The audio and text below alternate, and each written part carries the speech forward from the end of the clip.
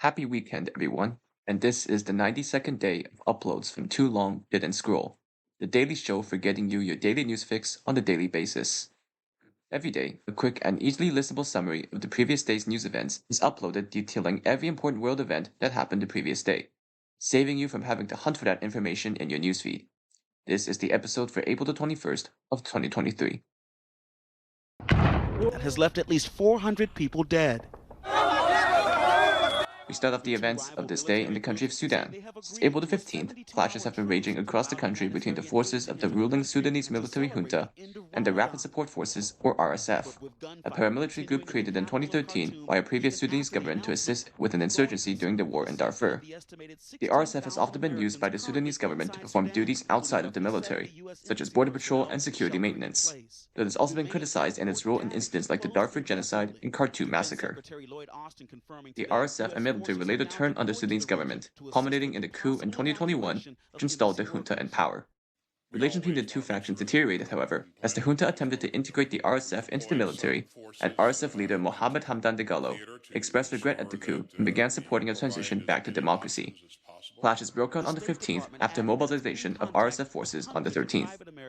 Your daily update for the current crisis is as follows.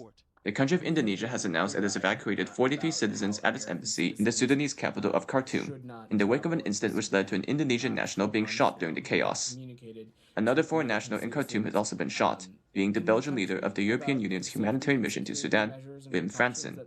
While he was currently in stable condition, EU representatives have expressed dismay at continued violence against the officials in the country. In the wake of such violence against foreigners, countries like South Korea, Spain, Sweden, and Switzerland have announced plans to evacuate their own citizens still in Sudan.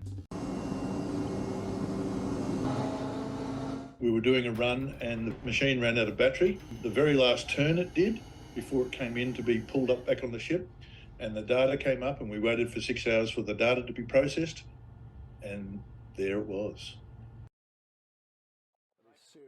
Off the coast of Luzon Island in the Pacific nation of the Philippines, researchers have announced the discovery of the SS Montevideo Maru, a ship belonging to the Imperial Japanese Navy in World War II, which was sunk by an American submarine in 1942. The Montevideo Maru was carrying over 1,000 prisoners of war, most of which were part of Australia's armed forces. The ship's wreckage remained missing for 81 years before being uncovered as of this day of recording. Australian Deputy Prime Minister Richard Marles has stated this discovery marks the opportunity for closure of one of Australia's largest losses of life during the war, and hopefully also provides closure for the families of the perished. You accept, though, that your behaviour in certain instances has not been acceptable? Look, I'm sure I've made mistakes over 4.5 years, but the question was whether any of this amounted to bullying. In the United Kingdom, another shake-up in the current government has occurred in the form of the resignation of Dominic Raab, who was the Deputy Prime Minister and Justice Secretary since 2021. Accusations of the government of Raab engaging in actions like bullying colleagues and misusing his power for personal gain would accrue controversy over time. It was reported that Raab initially sought to maintain his position and deny the claims, though as of the day of recording, has agreed to tender his resignation, a decision which Prime Minister Rishi Sunak, otherwise Raab's closest political ally, has stated was the right move. Raab will be replaced by Oliver Dowden as Deputy Prime Minister and Alex Chalk as Justice Secretary. In other news, social media site Twitter has dropped the controversial, state-affiliated, and government-funded labels for many media organizations like NPR, BBC, but also as well as Chinese state media Xinhua and Russian state media RT. And a court in Paris, France, has sentenced Lebanese-Canadian presser Hassan Diab to life in prison in absentia due to his currently staying in Canada in connection to a 1989 synagogue bombing.